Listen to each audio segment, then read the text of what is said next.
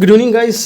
आज हम लोग कक्षा 9 का पेपर सॉल्व करने वाले हैं, जो सारे विद्यालयों में मिला है। मास्टर के द्वारा जो बताया गया है कि इनमें से क्वेश्चन पक्का फंसेंगे, तो उसी चीज़ को सॉल्व कर रहे हैं। देखिएगा ध्यान से। तो पहला प्रश्न से चालू होता है कि एक वाक्य में, मतलब ये ऑब्जेक्टिव चालू होता है। ऑब्जेक्टिव में पहला क्वेश्चन क्या है कि परिमेय संख्या क्या है। उसका ऑप्शन क्या है, √21 ए वाला, और बी वाला 144, और सी वाला √29, और डी वाला √3 2√3 ऐसा कुछ है। ठीक है, हमको देखा है कि परिमेय संख्या वो चीज़ होती है जो मतलब सीधा सीधा कट जाए, या मतलब जिसकी वैल्यू सही साट में लिखी जा सके। ऐसा नहीं कि मतलब जिसकी वैल्यू आए ना, जैसे √21 हो गया, इसकी वैल्यू जो भी आएगी, जैसे कि 16, 4 का होता है 16, तो 4.56 ऐसे आता जाएगा, मतलब कटेगा नहीं। इसका हमको पता है कि इसका 12 होता है।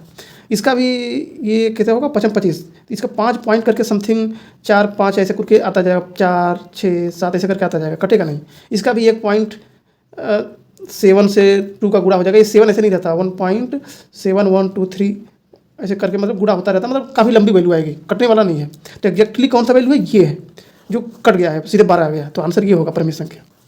दूसरा क्या है, दूसरा है ये संख्या 1/3, अब पूरे में क्या है आपका, ये है। तो इसको सॉल्व कैसे करेंगे, ध्यान से देखिएगा कि 10 पे 1/3 लगा है। 1/3 का मतलब घनमूल, मतलब इसको हम ऐसे लिख सकते हैं, ऐसे, समझ गए। और इसके ऊपर ऐसे है घातीय 3।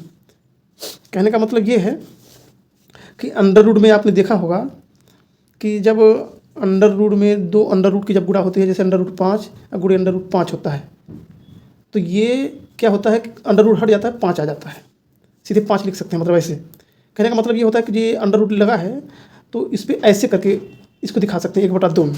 तो 1/2 में जब 2 के अंडर रूट की गुणा होती है तो 1 फ्री होता है। तो 1/√3 में जो ये 1/3 है, जो घनमूल है, इसमें 3 ठे का गुणा होगा तो फ्री होगा। कहने का मतलब ये है कि ये 10, 3 यहाँ रखिए, गुणे 10, 3 गुणे 10, 3, तो ये 3 ठो है। तीनों का जब गुणा होगा तो 1 ठो फ्री हो जाएगा। कुल मिला के इसमें 10 निकल के आएगा। तो जहाँ भी आंसर 10 है वहाँ लगा दीजिएगा। ठीक है। तीसरा क्वेश्चन क्या है कि निम्नलिखित में से कौन सा बहुपद नहीं है। तो पहला क्या आंसर है, 3, फिर है बी, फिर है बी में क्या है, बी में है x प्लस का 2/x, ठीक। सी में 0, डी में है √2x प्लस का 5। अब देखेंगे, ये भी एक ठो पद है, इसमें 2 पद हैं, एक पद 2 पद, इसमें क्या है, ये भी 2 पद है। कम से कम ये तो पद है ही है, ये भले ना हो लेकिन ये पद है ही। तो अब देखेंगे क्या कि सी जो है 0, इसका कुछ पद ही नहीं है, तो इसको हम सी को लगा देंगे। ठीक है। अब देखते हैं 4 नंबर।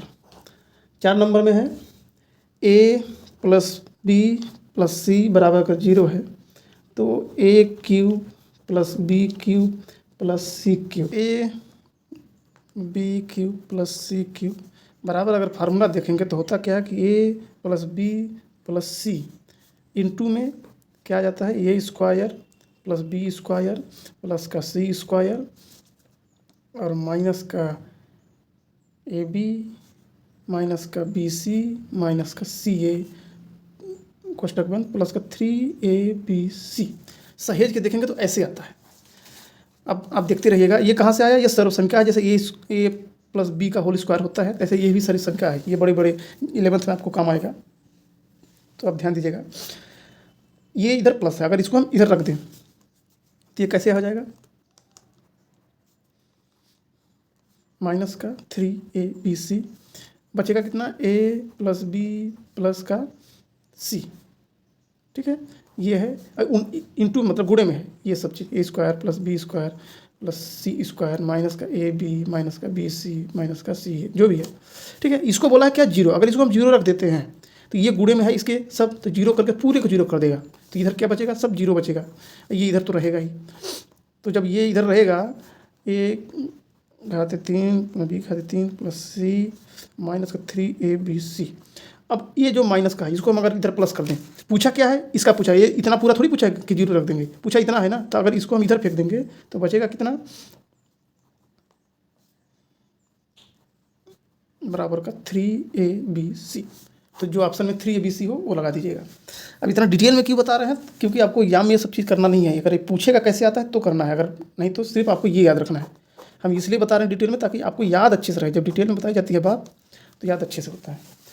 अब देखिए 5वां नंबर क्या है, 5वां है कि √3 का दशमलव प्रसार क्या है, ठीक है। तो ऑप्शन में क्या है, शांत अनावर्ती, अशांत अनावर्ती, शांत व आवर्ती, अशांत व अनावर्ती।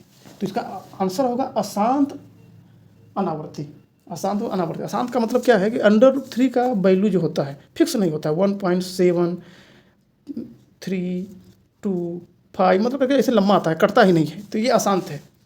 अनावर्ती क्यों, अनावर्ती का मतलब यहाँ 7 है, 3 है, 2 है, 5 है, कोई रिपीट नहीं हो रहा है, मतलब जो भी रिपीट हो जाए आवर्ती उसे बोलते हैं। जैसे 1.7 हो गया और 5 हो गया, फिर 7 आए, फिर 5 आए, फिर 7 आए, मतलब कुछ भी आए लेकिन रिपीट होता रहे एक तरीके से, उसको बोलते हैं आवर्ती। इसमें अनावर्ती है, इसलिए इसके लिखेंगे अशांत व अनावर्ती। 6वां नंबर क्या है, 6वां नंबर है कि समीकरण जो भी है क्या, 5y - 2x बराबर का 3, ये है, ये 2 चर वाला रैखिक समीकरण है। आप देखेंगे 4th चैप्टर में ऐसा है, 2 चर वाला रैखिक समीकरण। जब तक अगर x होता तब तो इसका हल निकाल लेते, अगर 2 है तो इसका हल होगा ही नहीं। इसमें ऑप्शन क्या है, एक अद्वितीय हल, एक अद्वितीय का मतलब होता है केवल एक हल नहीं, इसका एक नहीं कई हल हो सकता है। और दूसरा क्या, केवल 2 हल नहीं, केवल 2 हल से अधिक हो सकता है। सी नंबर है अपरिमित रूप से अनेक हल। हाँ, तो आंसर यही होगा कि अपरिमित रूप से अनेक हल। अपरिमित का मतलब है कि अपरिमेय संख्या के तरीके, जैसे अपरिमेय संख्या का एक हल नहीं होता है, बहुत लंबा होता है, इसीलिए इसको बोलते हैं अपरिमित रूप से अनेक हल। डी नंबर कोई हल नहीं, नहीं कोई हल नहीं, हल तो होगा लेकिन कई हल होंगे। ये हो गया आपका ऑब्जेक्टिव। अब चलेगा क्या हम लोग का खाली स्थान।